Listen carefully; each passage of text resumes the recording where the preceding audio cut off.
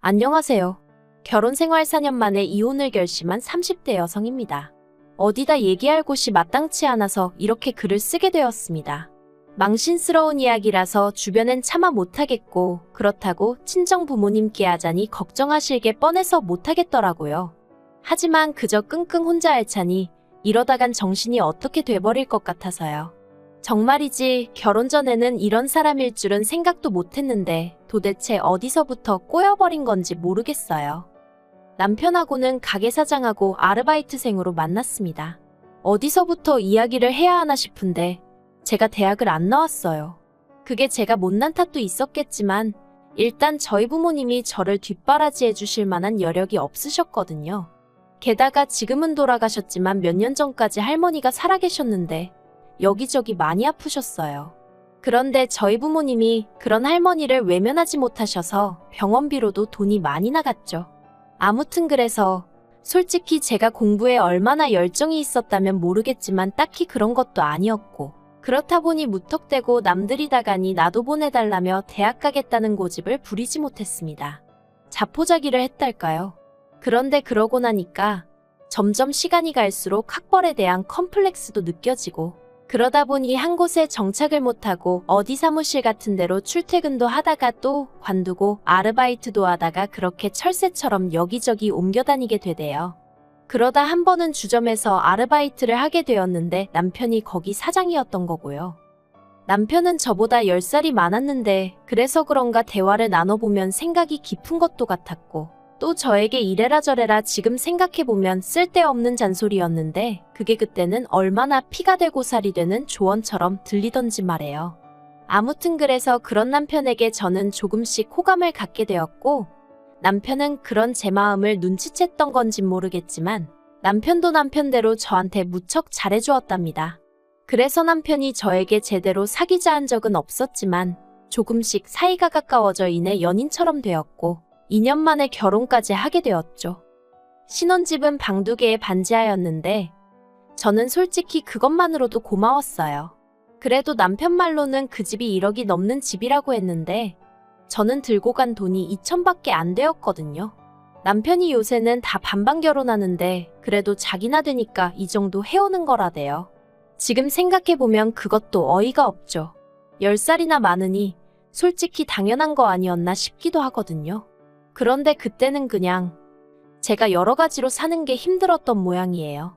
그래서 남편이 좀 유세를 부리고 생색을 내도 그러려니 했고, 그저 하루빨리 제 가정을 꾸려 심적으로 여유 있는 삶을 찾고 싶었죠. 그래서 제 나름대로 어떻게든 좋은 점만 보고 좋은 쪽으로만 생각하려고 했던 것 같기도 해요. 그런데 결혼한 지 1년 만에 아이를 갖고 아이가 태어날 때쯤 되니까 더는 여기서 못 살겠다 싶대요. 저나 남편이야 어른이니까 그럭저럭 적응하고 살았다 치지만 애가 앞으로 여길 기어다니며 지낼 거라 생각하니 눈앞이 깜깜했거든요. 그래서 남편에게 이사를 가자고 했어요. 그랬더니 남편이 저더러 어디 돈 맡겨놓은 거라도 있냐면서 쓸데없는 소리 하지 말라나요. 맞아요. 저희 남편은 이사 가고 싶은 생각이 아예 없었어요. 가게를 넓히면 넓혔지. 집에서 자기가 있으면 몇 시간이나 있는다고 이사를 가야 되냐? 왜 자기가 쓸데없이 돈을 써야 하냐? 애가 태어나고 나면 저랑 애는 하루 종일 집에만 있어야 하는데 그건 남편한테 알 바가 아닌가 보더라고요. 그래서 돈이 문제냐 그러면 내가 이 집 보증금 내에서 알아보겠다 하고 만삭의 몸으로 집을 알아보러 다니기 시작했습니다. 그래도 저희 남편 정말 눈 하나 깜짝 안 하대요. 그런데 사람이 정말 죽으라는 법은 없는지 그렇게 발품 팔기를 2주 예산하고 정말 꼭 맞아떨어지는 집 하나를 찾았어요. 비록 동남향이긴 했지만 그래도 살고 있던 반지하에 비하면 해도 잘 들고 집주인이 계획에 없던 이사를 하게 되면서 전세로 내놓은 집이라 그런가 집도 싹 고쳐져서 너무 깨끗하고 좋더라고요. 그래서 그 집으로 이사를 가자고 정말 남편에게 사정사정을 했습니다. 솔직히 거의 빌다시피 한 것 같아요. 당신은 아무것도 신경 쓰지 않아도 된다. 처음부터 끝까지 내가 다 하겠다 그렇게요. 그런데 계약 당일 부동산에서 남편이 어찌나 저를 망신을 줬는지 몰라요. 솔직히 지금도 제가 그때 뭘 얼마나 잘못했고 무슨 실수를 했던 건지 모르겠지만 남편이 집주인이랑 중개인이 있는데도 만삭인 저에게 얼마나 윽박지르던지 제가 그냥 무조건 미안하다고 남편에게 사과하고 남편을 달래고 그랬어요. 그런데 그 꼴이 얼마나 보기 그랬으면 오죽하면 집주인이 남편더러 아내가 무슨 죄라도 지었냐고 너무한 거 아니냐고 대놓고 한 소리 할 정도였다니까요. 그래도 오로지 태어날 아이를 좀 더 좋은 환경에서 키워보겠다는 욕심 하나로 제 자존심을 접었습니다. 하지만 이게 다가 아니었습니다.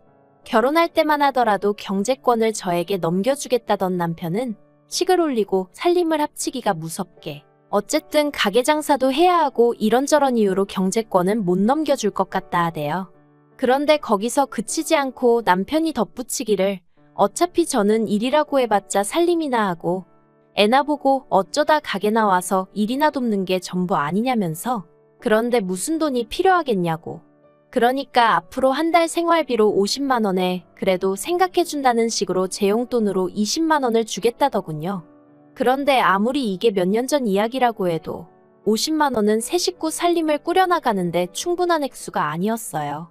그래서 남편에게 50만 원은 부족할 것 같다고 조심스레 이야기를 꺼냈었는데 남편이 저더러 해보지도 않고 벌써부터 돈 쓸 궁리나 하냐면서 저를 무슨 사치스러운 사람 마냥 취급을 하더라니까요.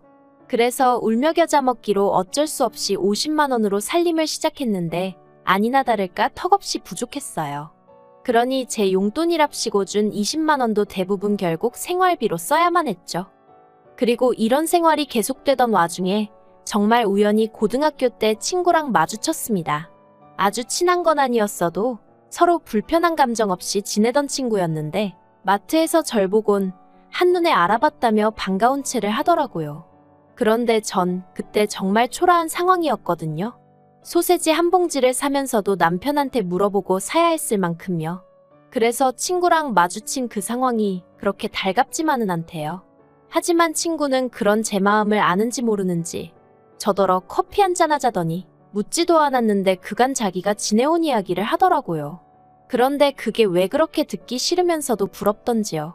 아무튼 그렇게 서로 연락처를 교환하고 집에 오는데 왜인지 닭똥 같은 눈물이 줄줄 나더라니까요. 그리고 며칠 뒤 저는 남편에게 이혼하자고 했어요. 친구랑 만났다가 정신이 들었다 이런 소리는 할 필요도 없었고요.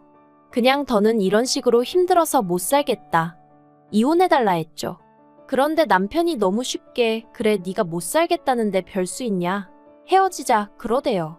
참으로 기가 막혔죠. 최소한 왜냐고 이유는 물어봐줘야 하는 거 아닌가 싶기도 하고. 그런데 그게 다가 아니었습니다. 남편이 하는 말이 이혼을 하건 집을 나가건 그런 건 상관없는데 딸은 못 준대요. 딸은 자기가 키울 거라면서 저더러 네가 집이 있냐 직장이 있냐 가진 건 쥐뿔도 없는 주제에 애를 욕심을 내냐 네가 진짜 엄마 맞냐 막말을 퍼붓더라고요. 그런데 정말 속상했던 건 뭐 하나 제대로 반박할 수 없는 제 현실이었습니다. 저는 집도 없고 직장도 없고 남편 말대로 가진 건 쥐뿔도 없었으니까요. 그래서 결국 이혼 이야기는 유야무야 없던 게 되어버렸고 이후로 남편은 전보다 더 함부로 저를 대하기 시작했습니다. 그나마 몇 푼 주던 용돈인지 뭔지도 자기가 그걸 왜 줘야 하냐며 끊어버리더니 이후론 정말 제가 티셔츠 한 장, 머리끈 하나 사는 꼴을 못 보더라고요.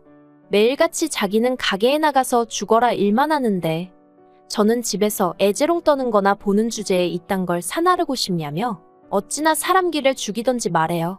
정말 지금 생각해도 치사하고 서러운 날들이었죠. 그런데 그 무렵 그때 연락처를 주고받았던 친구에게 연락이 왔어요. 그리곤 친구가 헤어질 때 제 텅 빈 눈빛이 잊혀지지가 않더라며 혹시 자기가 뭐라도 도와줄 수 있으면 도와주고 싶다는데 너무 오랜만에 그런 이야기를 들어서 그런가 또다시 눈물이 왈칵 쏟아지대요. 그래서 제가 일자리가 필요하다고 했어요. 그랬더니 친구가 마침 잘 되었다며 저더러 자기 식당에 나와서 일 좀 도와줄 수 있겠냐는 거예요. 그래서 더는 묻지도 따지지도 않고 그러겠다 했죠. 그리고 바로 3일 뒤 출근을 시작했는데 알고 보니 친구가 운영하는 식당은 언론에도 몇 번이나 소개되었을 만큼 소문난 맛집이었습니다. 그리고 친구는 저에게 그냥 설거지나 재료 손질만 시키는 게 아니라 가게 운영 전반에 걸친 모든 걸 알려주려고 하더라고요. 그땐 그 이유를 몰랐지만 어쨌든 저는 모든 게 즐거웠어요. 남편 주점에서는 그렇게 몇 년을 일했는데도 걸핏하면 싫은 소리를 듣기가 일쑤였는데 친구네 식당은 달랐거든요. 한편 남편은 그렇게 툭하면 저더러 돈도 안 벌어오는 게 쥐뿔도 없는 게라며 무시를 해대놓고 막상 제가 친구 식당에서 돈을 벌어오니 그건 또 그거대로 마음에 안 든다는 식이 돼요. 애엄마가 돼서는 애는 안중에도 없고 돈 몇 푼 벌자고 그러고 다니는 게 정상이냐면서 말이죠. 그런데 사람이 그래도 주머니에 돈 몇 푼 들어오니까 나름대로 기가 살더라고요. 친구 식당이 무슨 숙박시설은 아니지만 막말로 남편하고 싸우다 쫓겨나면 전에는 친정엔 차마 못 가겠고 그러니 어디도 갈 곳이 없는 거나 마찬가지였거든요. 그런데 이젠 친구 식당에라도 가 있으면 된다 하는 생각도 들고 그러니까 저도 전처럼 기가 죽지는 않더라고요. 그래서 애를 그렇다고 내가 나 몰라라 한 것도 아니고 어린이집에서 잘 봐주고 있는데 왜 시비냐 하고 맞붙었어요. 그랬더니 남편은 그 어린애를 어린이집에 맡겨놓고 마음이 편하냐며 또다시 제 심기를 건드렸고 그래서 저도 그러면 돈 더 벌어다 주라고 그럼 나도 일 안 하고 애만 보면 되니 얼마나 좋겠냐고 받아쳤죠. 그리고 그렇게 1년의 시간이 흘러 지난 5월이었습니다. 친구가 저에게 기니할 이야기가 있다더니 자기가 유학을 간다대요. 사람들이야 자기더러 성공했다 하지만 자긴 사실 프랑스에 가서 정식으로 요리를 배워보고 싶은 꿈이 있었다면서 그래도 돈 좀 벌어둔 덕분에 이제는 꿈을 쫓아볼까 한다더니 저더러 식당을 맡아달라는 게 아니겠어요. 생각지도 못한 제안에 정말 놀랐고 어째서인지 심장이 벌렁벌렁 뛰기 시작했습니다. 드디어 제 인생에서 저를 정말 진심으로 이해해주고 걱정해주는 친구를 찾았다는 사실이 얼마나 기뻤는데 그런 친구가 저 먼 곳으로 유학을 가겠다니 그것도 충격이었고 동시에 갑자기 저더러 이 식당을 맡으라 하니 걱정도 되면서 동시에 뭔가 제 가슴속에서 불꽃이 있는 듯 했달까요. 친구는 이 식당이 이래봬도 보증금도 많이 묶여있다면서 그 보증금은 자기한테 천천히 갚아줘야 한다고 그리고 월세도 이제 제 힘으로 장사해서 내야 하는 거라고 하더니 이거 공짜로 주는 거 아냐 너한테 강제로 넘기는 거야 하는데 솔직히 친구 속마음이 어떤 건지 눈치챘기에 저는 또다시 눈물을 흘릴 수밖에 없었네요. 그런데 한편 그 무렵 남편 가게는 하향세를 타고 있었어요. 솔직히 저랑 같이 일할 때도 장사가 얼마나 잘 되던 곳은 아니었는데 그래도 그때는 나름대로 흔치 않은 컨셉 덕분에 손님이 끊이진 않았거든요. 하지만 다른 곳들은 계속해서 변화를 추구하는 반면 남편은 그런 데는 관심이 없고 오로지 눈 가리고 아웅식으로 손님들한테 1, 2천 원이라도 더 받아대는데 혈안이 되어 있었으니 솔직히 안 망하고 버티고 있는 게 용하다 싶었는데 아니나 다를까 올해 들어서 하락세가 점점 더 심해지더니 권리금은 고사하고 폐업하는데도 돈이 드는데 그 돈이나 건지고 정리하겠나 싶을 정도로 고꾸라지대요. 그리고 저도 알고 보니 야가 빠진 구석이 있었나 봐요. 남편은 망해가는데 저는 사정이 나아진다 싶으니까 이번엔 결단코 이혼을 해야겠다는 생각이 들더라고요. 그래서 남편에게 다시 한번 이혼 이야기를 꺼냈습니다. 이번에도 남편 반응은 이전과 별반 다르지 않았어요. 식당에서 아르바이트 좀 한다고 그 돈으로 애 키우면서 먹고 살만할 것 같냐면서 이혼하려면 네 몸만 나가라 대신 애는 두고 가라. 또 그 소리를 하대요. 그래서 알겠다고 했습니다. 애는 당신이 잘 키워주라고 잘 부탁한다고 그리곤 보란듯이 남편 앞에서 주섬주섬 제 짐을 챙겼죠. 다만 몸만 나갈 생각은 없고 재산은 어쨌든 나도 일조한 부분이 있으니 법대로 따져보겠다 했어요. 막말로 외벌이라곤 해도 저도 집안이라고 애 키운 공이 있는데 누구 좋으라고 몸만 나가겠냐고요. 그런데 남편 입장에선 제가 갑자기 세게 나가니까 좀 놀랬던 모양인지 갑자기 무슨 이혼이냐면서 이혼이 애들 장난이냐 어쩌냐 헛소리를 하더니 절 붙잡더라고요. 참 아이러니하죠. 잡아주길 바랄 땐 쳐다도 안 보더니. 그리고 결국 저는 남편에게 이혼 소송을 걸었습니다. 사는 동안에도 여러 가지로 찌질한 모습만 보여주더니 이혼 하나라도 시원스레 좀 해주면 덧나냐니까 자기는 저 없인 못 산다는 헛소리를 해대며 놔주려고를 안 하더라고요. 저더러 앞으로 평생에 못 보고 살아도 상관없냐 그러길래 세상이 어떤 세상인데 설마 평생 못 보고 살겠냐 걱정 말라고 했더니 이도저도 씨가 안 먹힌다 싶었는지 절대 이혼 안 해준다고 버티길래 결국 몇몇 변호사 만나 상담받고 그중 가장 믿음직한 사람 하나 선임해 소송 시작했습니다. 지금도 생각해보면 친구를 그때 그렇게 마주치지 않았다면 제가 과연 이렇게까지 용기를 낼 수 있었을까 싶어요. 참고로 친구가 말하길 자기가 저에게 잘해줬던 건 제가 고등학교 때 자기에게 너무 잘해줘서 그랬다는데 솔직히 전잘 기억도 나질 않는데 아무튼 이래서 항상 주변 사람들에게 잘하고 살아야 하나 싶어요.